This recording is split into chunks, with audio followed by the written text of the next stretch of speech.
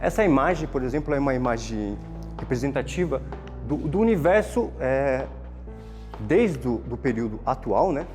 Até se a gente voltar na história dele, mais ou menos uma representação de como que ele era. Então, hoje, os dados já desde mais ou menos aí uns 20 anos atrás, a gente sabe que o universo está expandindo, né? Ou seja, é como se essas grades aqui estivessem cada vez aumentando, né? Então, se ele está expandindo, se a gente voltar no tempo, a gente vai ter um universo cada vez menor, né? Ou cada vez mais quente, ou seja, as grades cada vez menores e ele cada vez mais quente. E com ele cada vez mais quente, essas estruturas vão ficando cada vez mais simples, porque elas não têm energia suficiente para se formar. Então, se a gente voltar na história do universo, a gente vai chegar a um período que só vai ser possível ter elementos muito simples do universo, tais como hidrogênio, hélio, lítio, elementos muito simples da tabela periódica. Mas se a gente voltar ainda mais, no universo mais quente, nem esses elementos são possíveis. Então a gente vai ter o que compõe esses elementos, tais como prótons, elétrons, as partículas de luz, que a gente fala que são os fótons, os nêutrons. Então, nesse período, que é um pouco antes dessa imagem aqui, né, que a gente só tem esses elementos, elétrons, prótons, que são simples, a gente vai ter um fenômeno que é uma interação muito forte entre esses elementos de luz, né, essas partículas de luz, os fótons, que, de certa forma, eles estão interagindo com os elétrons. Então, você está num grande plasma muito quente de interação entre essas partículas de luz, esses elétrons, esses prótons, e há uma grande interação, por exemplo, entre essas partículas de luz e os fótons. Por exemplo, para ter noção, para cada elétron, próton, a gente tem aqui nesse período, e até hoje isso conserva, 1 bilhão de fótons, né? 1 bilhão de partículas de luz. Então, quando um elétron tenta se juntar com um próton nesse período, como é um período muito quente, essas partículas são muito energéticas, eles vão tentar se juntar, vai vir um fóton vai bater, vai quebrar isso. Não é possível formar hidrogênio, né? Durante um bom período do universo, não era possível você formar elementos, porque existia uma forte interação entre essas duas coisas, certo?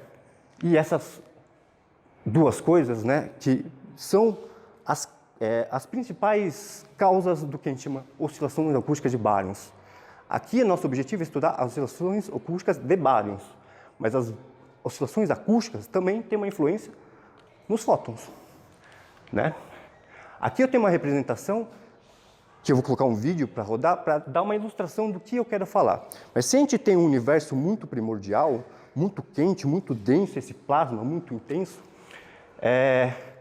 a gente faz estudos vendo a energia dessas coisas, né, desses elementos, desses prótons, elétrons, que de modo geral a gente fala prótons, elétrons e nêutrons, a gente chama tudo como baryons, ou matéria ordinária, que é a matéria que a gente conhece aqui.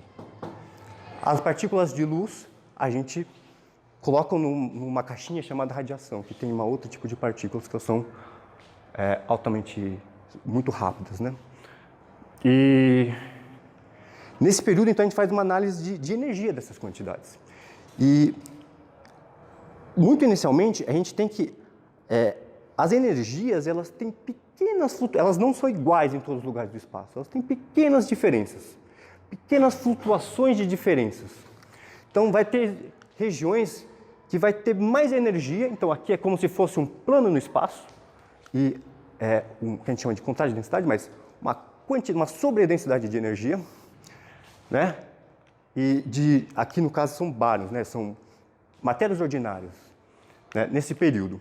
E a gente vai ver que, como você está tendo uma interação entre prótons, nêutrons, elétrons, mas principalmente elétrons e fótons, isso vai ter um efeito muito intenso, porque por atração gravitacional, né, os elétrons tentam se agrupar e tentam junto com o próton formar os elementos. Mas quando você faz isso, como essas coisas interagem, elas estão, de certa forma, juntas, né?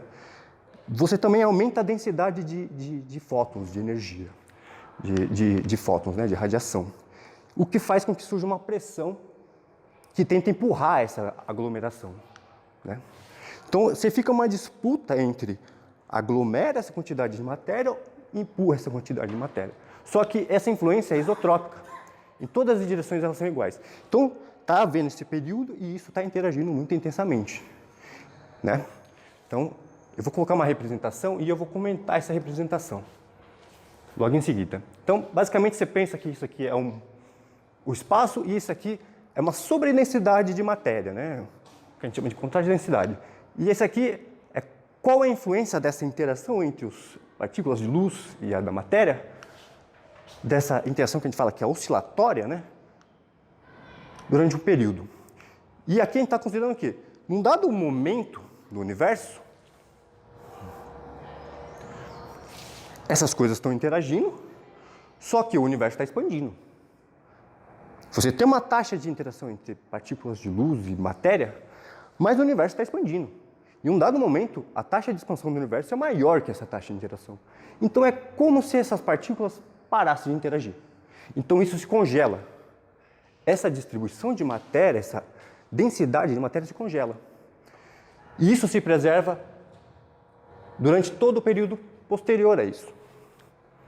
Então essa é uma representação, mais ou menos, de como que fica a distribuição de matéria a partir daquele período muito inicial, depois que esses fótons não interagem mais, eles param de interagir. Né? E aqui é uma representação como se a gente estivesse distribuindo galáxias, ou matéria de modo geral, pode existir quásares ou qualquer outro tipo de matéria aqui.